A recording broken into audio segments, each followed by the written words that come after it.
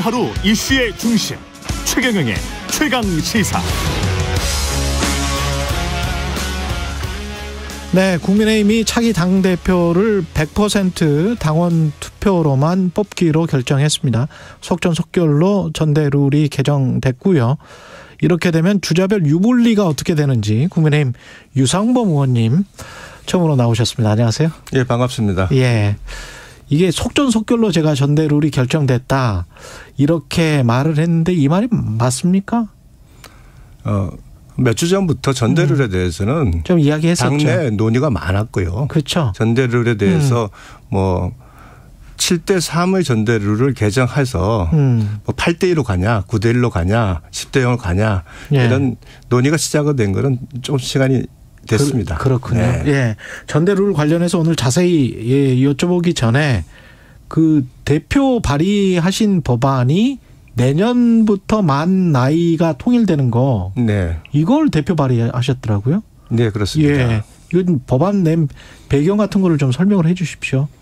그 네. 대선 기간 중에 59초 쇼츠라는 그 대선 공약으로 나온 게 여러 개 있습니다. 네. 그 중에 하나가 만 나이로 통일하자는 공약이었는데, 네. 그 윤석열 대통령이 당선되고 나서 인수위 출범하면서 법제처에서 그 만 나이법 공약을 현실화하는 그 국정과제 개정 과제안을 들고 저희한테 보고를 했고, 예. 그래서 인수위에서 이거는 어떤 제도적 변화를 일으킬 수 있는 너지적 기능을 한다. 그래서 인수위에서 공약을 발표한 겁니다. 예. 그래서 인수위 공약을 발표하고 제가 이제 인수위 시절에 그리고 나서 대표 발의를 한 거죠. 그렇게 된 거군요. 네. 이거는 뭐 그 국민들 반응은 괜찮다고 보세요? 제가 지역에 내려갔더니, 네. 그래서 지역이 어디세요? 강원. 그 홍천, 횡성, 영월, 평창인데 네. 지역에 이제 어른들이 많습니다. 그리고 유명한 노래 알지 않습니까? 네. 내 나이가 어때서. 예. 그래서 어른들이 다 내년에도 나이 안 먹어도 된다 하는 네. 말씀을 하시면서 나이가 좀 줄어든다. 네. 심리적으로 이제 위로를 많이 받으시는 게 있는데 이건 제가 농담으로 말씀드린 거고, 예. 저희가 나이와 관련해서 여러 가지 그 혼란이 많았습니다. 행정적인 것. 예. 예. 행정적인 것도 그렇고 우리가 이제 임금 피크제 적용과 관련돼서 56세였는데 그러네. 그게 학업심에서는 그게 만 56세라고 판단했는데, 대법원에서 최근에 예. 만 55세라고 판단해서 그 나이로 인해서 한 6년 정도가 혼란이 있었습니다. 그렇군요. 게다가 우리 코로나 이제 접종 나이 이것도 예. 우리가 사실은 간단하게 보면 나이로 계산하면 이게 연나이냐 만나이냐 그러네. 이 기준이 없었고요. 그렇죠. 의약품 섭취 나이도 명확히 기준이 없었습니다. 이런 여러 가지 혼란이 있어가지고 이것을 하나의 기준을 제시하는 그 법안이 되겠고요. 그리고 현재 연나이로 지금 현재 우리 지금 법안이 되어 있는 게 한 60여 개가 있습니다. 예. 그래서 아직도. 예. 그래서 예. 그 법제처에서 상반기 중에 예. 그거를 이제 정리를 할 텐데 예. 무조건 만 나이로 이제 갈 수는 없는 거고요. 그 제도의 취지에 따라서 이제 나이 적용이 달라지는데, 그러나 그런 기준이 없을 때는 만 나이로 한다는 객관적 기준을 제시하고 예외적으로 연나이를 이제 사용할 수 있게 이렇게 하면 제도가 시스템을 다 갖추는 거죠. 예. 전당대회 관련해서 당 관련해서 이제 여쭤볼 텐데 100% 뽑기로 했고 그 뽑기로 한 거는 뭐 많은 어떤 논의가 그 전부터 있었다라고 하셨는데 의원님도 원래 100% 찬성하시는 쪽이었습니까? 네, 저도 그 초선 의원들 모임에서 논의할 때 예. 100%로 가는 것에 찬성하는 입장이었습니다. 이유는 현재 저희 당원이 약 한 80만입니다. 예. 100만 당원이라고 얘기하고. 그다음에 당원의 구성을 보시면 20대에서 40대가 33% 정도 돼 있습니다. 네. 그리고 수도권과 영남 지역의 당원 수가 이제 거의 비슷해졌습니다. 그리고 이제 모바일 투표를 이제 하게 되니까 예. 과거에는 한 10,000명의 대의원을 뽑아서 체육관에서 선거할 때는 당협위원장이나 우리 현역 의원들의 영향력이 절대적이었는데 예. 이제 이렇게 하다 보면 당원이 많아지고 모바일 투표를 하니까 과거처럼 영향력을 많이 행사할 수가 없는 상황입니다. 그래서 당원들의 자율적인 투표 의사가 많이 반영이 되고 있고요. 어차피 그게 민심이 아니냐? 그러면 결국 그것이 민심이고 당대표의 경우에는 사실 그렇습니다. 이것은 이념과 정치적 지향을 같이 하는 사람을 뽑는 것이 당대표로 뽑는 것이 의미가 있는 것이지. 네. 우리 당이 아닌 당을 반대되는 입장을 가진 사람이 좋아하는 사람이 투표에 참여하거나 그렇게 네. 해서 당대표를 뽑는다면 네. 결국은 그로 인해서 어떤 혼란도 충분히 우려하는 측면이 있습니다. 이거는 이제 경험적 과정을 통해서 발생한 건데요. 이준석 당대표 말씀하시는 거예요? 네. 그것도 있지만 과거에 보시면 네. 우리 20대에서 옥새 들고 나르자 사건이 벌어졌지 않습니까? 그 예, 총선에서 사실 그게 김무성. 예. 뭐 제가 특정인을 말씀드리는 건 아니고요. 예. 그러다 보니까 갑자기 저도 그 이름이 생각이 나서 그래요. 예. 뭐 이게 예. 당대표가 사실은 가지기에 그 당원과 당원의 의견을 총화를 나타내고 그 의견에 따라서 잘 대통령과의 관계를 잘 맺을 수 있는 당대표. 뭐 이런 식의 여러 가지 논의가 되다 보니까 이번에 100%로 가자 하는 부분이 이제 공감대를 형성했고 실제로 지역 당원들도 네. 과거에 이제 어떤 의견이 많았냐면 우리는 당비를 내는 사람이냐. 우리가 당비만 내는 사람이냐. 당비만 내는 사람이냐. 당원이라면 우리가 제대로 투표권을 행사할 수 있어야 되지 않느냐라는 강한 그 반발이 많았습니다. 저희 당에서 특히. 우리 권리는 우리가 지켜야 된다. 네, 우리 네. 권리를 행사할 수 있는 그것을 요구하는 목소리가 컸는데 그것이 제일 현실적으로 가장 명확하게 나타낼 수 있는 게 사실 당대표를 당원이 뽑는 것이 어떤 면에서는 당원 투표권이 제대로 행사되는 측면이 있습니다. 그런데 그것과 정당 민주주의라는 것 또는 뭐 그 안에 아까 이제 이념의 일치성 같은 거 말씀하셨습니다만 잘못하다가는 이제 이념의 경직성, 협소성, 그다음에 뭐 파당 어떤 특정 정파가 장악하는 것 이런 걸로 이제 우려를 할 수도 있는 거잖아요. 아까 이제 윤석열 대통령과 가까운 예, 그런 이야기를 하셨기 때문에 그런 혹시 당 내에서 그 소수파라고 해야 될까요? 그런 의원들의 반대 같은 건 없었습니까? 지난주에 초재선 의원들이 예. 100%를 할 때 예. 반대가 있었습니다. 있었습니까? 그러나 절대 예. 다수가 예. 그러니까 100%는 아니지만 절대 예. 다수가 100%로 가자는 그 의견을 일치를 받습니다. 예, 초재선 사이에서는 거의 예. 절대 다수였다. 그렇습니다. 그리고 다선자들도 비대위원장이 개별적으로 접촉을 다 했다는 것으로 제가 듣고 있는데 그분들로 대부분이 100%로 가자는데 동의를 했다는 것으로 저는 듣고 있습니다. 당권 주자들 중에서는 아무래도 좀 여론조사를 넣었으면 좋겠다라고 하는 쪽이 아마 안철수 의원인 것 같은데 안철수 의원도 골목 대장을 뽑냐. 유승민 의원은 뭐 여러 가지 뭐 골대를 옮긴다. 경기 전에 뭐 이런 네. 이야기 했었고 그러는데요. 어떻게 생각을 하세요? 그런 지적들. 특히 김웅 의원도 승부 조작이 판치면 팬들은 떠나리. 뭐 이런 해시태그를 올리기도 했는데. 당대표를 뽑는 걸로 이제 국한해서 말씀을 드리겠습니다. 네. 자, 당대표는 결국은 당원들의 당원들의 민심을 그러니까 얻는 사람들이 당대표가 되는 것이 기본이죠.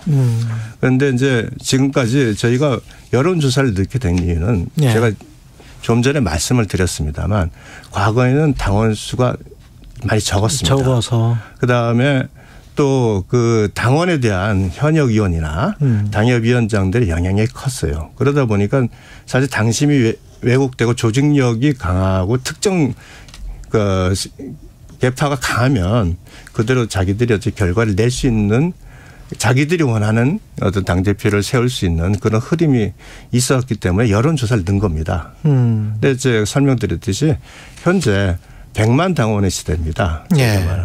그리고 구성이 20대 40대가 젊은 세대가 33%를 차지하고 있고 수도권과 영남이 이제 반반 정도의 당원을 이제 차지하고 있어요. 그러니까 실제로는 이제 민심을 반영할 수 있는 충분한 여건이 돼 있는 거죠. 예.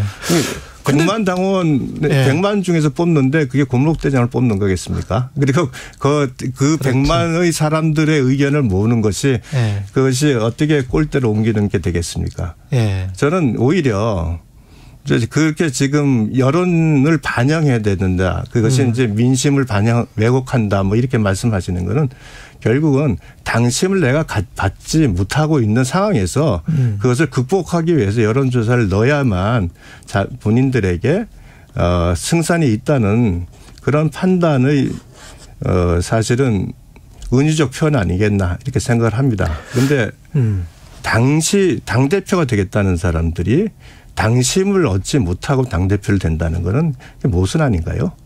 근데 그 당심이 당원들의 각자의 아까 말씀하신 대로 뭐 자율적으로 한 표를 행사하는 건지 네. 언론에서 이야기하는 윤심이 반영된 당심인 건지 이거는 어떻게 생각하세요? 그래서 윤심이 반영된 당심 아까 뭐 국회의원들이 별다른 영향력이 없다라고 말씀을 하셨지만 그럼에도 불구하고 현재 이제 현역 의원들만 놓고 봤을 때는 영남이 압도적인 거는 사실이지 네, 않습니까? 맞습니다. 그런 상황에서 대통령실의 분위기도 반영이 된다면 당심에 그러면 이제 상당히 그 뭐랄까요? 그 치우쳐진 민심으로 보여질 수도 있거든요.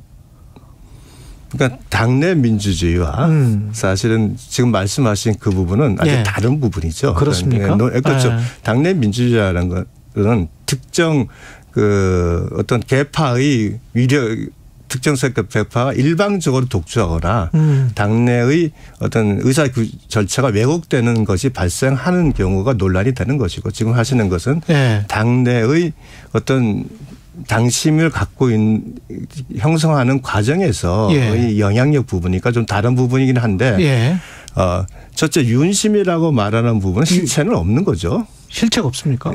실체가 있습니까?